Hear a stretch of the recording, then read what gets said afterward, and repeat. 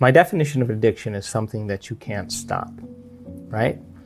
And most people who struggle from addictions are trying to regulate and alter their internal state. Now, you and I have been hypnotized and conditioned into believing that change happens outside of us. People are looking for something outside of them to change their internal state. It's kind of a Newtonian principle. You wait for your wealth to come to feel abundant. You wait for your healing to occur to feel wholeness. You wait for your success to show up so you feel empowered. You wait for your new relationship to show up to feel love. You're waiting for the event outside of you to happen to change how you feel inside of you. That's cause and effect. And we're conditioned based on consumerism and marketing and programming that that's the way it works.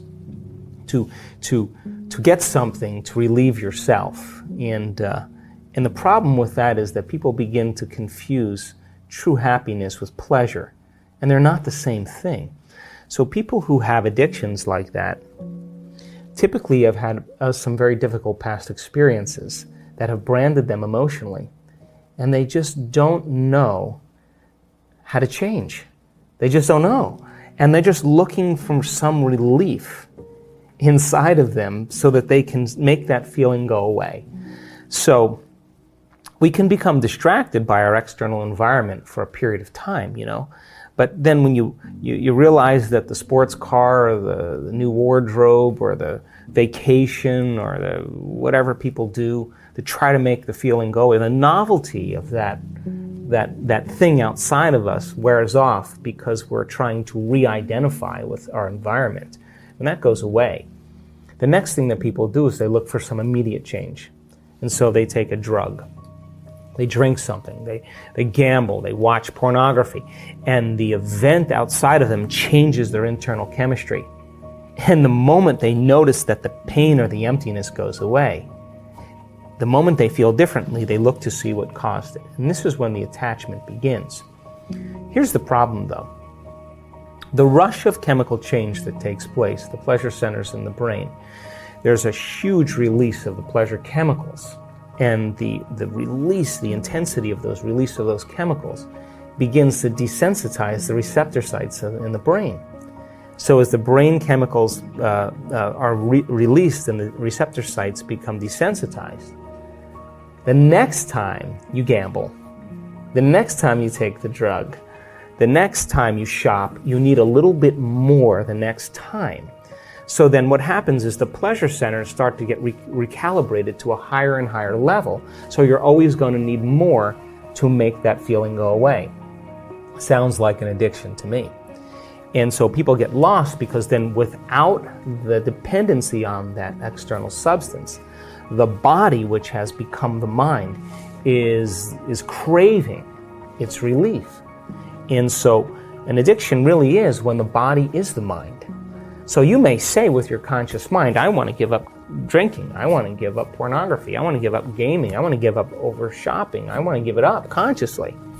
But the body has been conditioned from the past subconsciously. And so now the body's the mind. Now, no one's told people that true change can happen within them. And so then when people start to realize that there's a gap between the external world and how they present themselves to the world and their attention on the outer world and their attention on their inner world and how they really feel. And if they're spending the majority of their time looking outside of them for change and they don't want to look at this feeling, all they want to do is make that feeling go away, they're going to wind up in trouble. So true change is when you start looking within and you become conscious of your unconscious thoughts. In neuroscience, it's called metacognition. You become aware of your habits and your unconscious behaviors.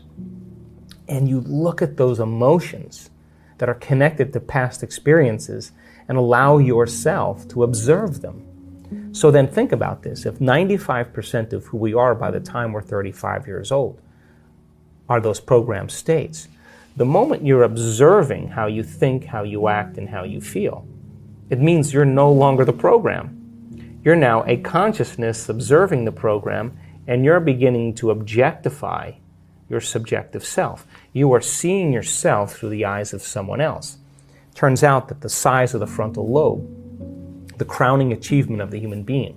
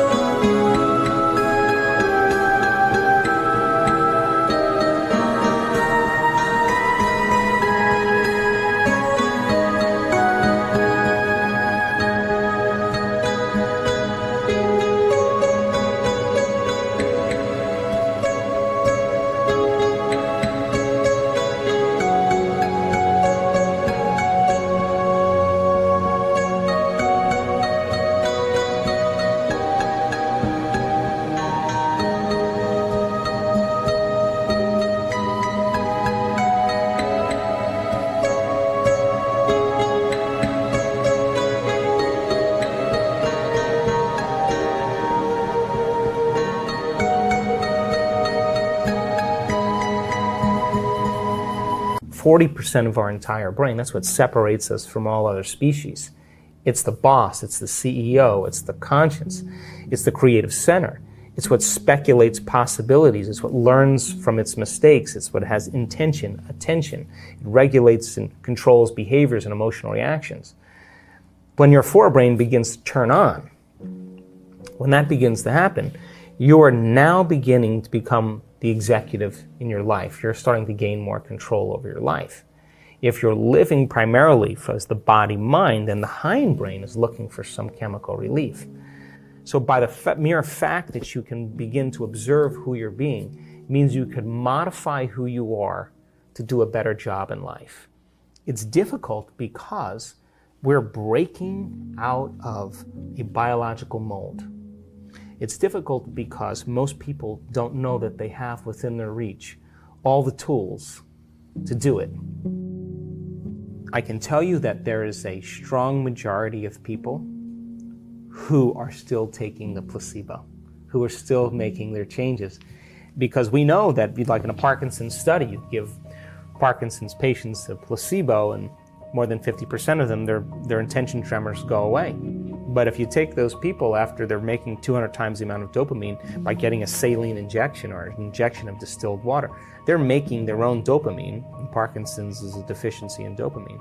When they return back to their life, and they see their caregiver and they play chess with their friends and they see their wife or sleep in the same bed or whatever it is, their personal reality is creating their personality, reminding them.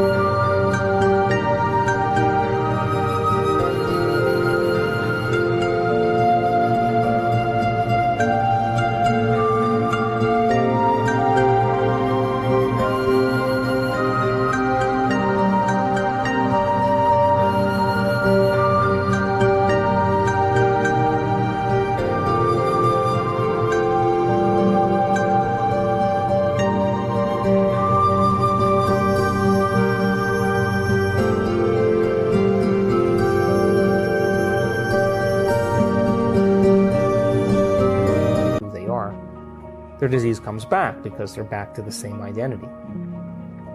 So we know then... coming out of drug rehab and going right back into their environment. Exactly, and that's how strong the environment is. So our students who continue to do the work are still sustaining and producing more changes. Wow. Now that's the majority of our students because our students are committed.